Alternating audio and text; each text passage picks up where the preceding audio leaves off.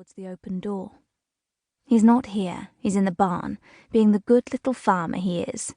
I don't care about that. Look, it's not long to wait now. I'm going to move the wedding forward. The sooner I can sell this place, the sooner I can get out of here. Do you know how much this place smells of cows? I can't live like this much longer." It took every ounce of willpower Tessie had to hold herself back. She wanted to slam her hand on the door and push it back into Dana's face, but she knew she had to remain perfectly still and listen. There was more to learn. Dana had more to say to whoever was on the other end of the line. "He won't know what's hit him. I'm not bothered. He'll get his half, won't he? This land is worth a small fortune. I've already spoken to an estate agent. I have a fair idea of what this farm will go for. I just need a few more months. Of course I haven't fallen in love with him. I know he's hot, but he's a farmer, for crying out loud. I can do so much better than him, and I will once I've divorced him and sold his home and business. Oh, I'm sure he'll recover. He can do something else with his life. I'm actually doing him a favor when you think about it." It took a moment to process Dana's spiteful words.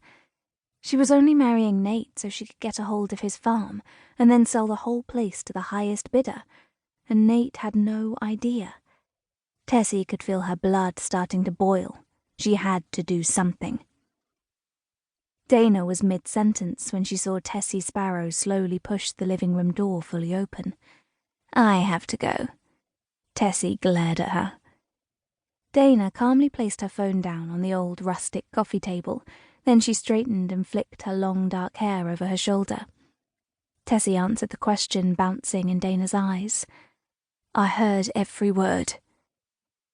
The corner of Dana's mouth twitched into a small smirk. "He'll never believe you." Just for a moment, Tessie knew that to be true, but she had to at least try to help him. He had been her friend since childhood. She turned on her heels and headed for the back door in the kitchen. "We'll see," she called over her shoulder. Dana's body thumped into Tessie, causing Tessie to slump over the large kitchen table with such force an oof sound whooshed out of her mouth. Her wild locks of red hair were suddenly scrunched inside Dana's hand. A pain ripped through her head as her hair was yanked away from the table, then her head was slammed back down onto its solid pine surface. Tessie saw sparkles, then darkness that lasted seconds. She quickly turned her body and swung her arm straight up, connecting her fist with Dana's right cheekbone. As soon as her hair was released, she straightened and swung a second punch. Dana was taller than Tessie, but that didn't stop the smaller woman from striking out again. The two women stumbled into each other and hit the floor, rolling around on the cold stones. Tessie scrambled on top and banged Dana's head on the leg of the table.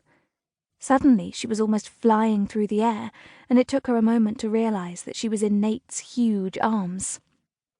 "What the hell is going on here?" His angry words spat out through clenched teeth over her shoulder as she wriggled in his strong hold. Dana put on the crocodile tears as she sat up on the floor and cuffed her bleeding lip. "She just attacked me, Nate. She's crazy." Nate wasn't releasing Tessie from his grip any time soon. Tessie knew she had to calm down if she was ever to be free, but she was struggling with that emotion. All she wanted to do was rip Dana's throat out with her bare hands. Dana was going for an Oscar. "She told me she's in love with you, Nate, that she plans to ruin our wedding because you should be marrying her instead. She said she was going to make up lies about me." Tessie's slowing heart rate had accelerated again. "I'm going to kill her." Dana flopped her head into her hands and continued to sob quietly. "I'll deal with this." Nate carried Tessie outside onto the pathway that led to the barns. Tessie felt the cool air fill her flaring nostrils as Nate dropped her, blocking her from re-entering his home. She pointed her finger out towards the back door. "She's lying, Nate." He pointed his own finger. "You need to leave." She could tell how angry he was at her for fighting with his so-called beloved. There was little chance of her side of the story entering his brain. Dana Blake had him wrapped around her perfectly manicured little finger. Still, she had to try, if not for his sake, for Daisy's. "Nate, you need to listen to me."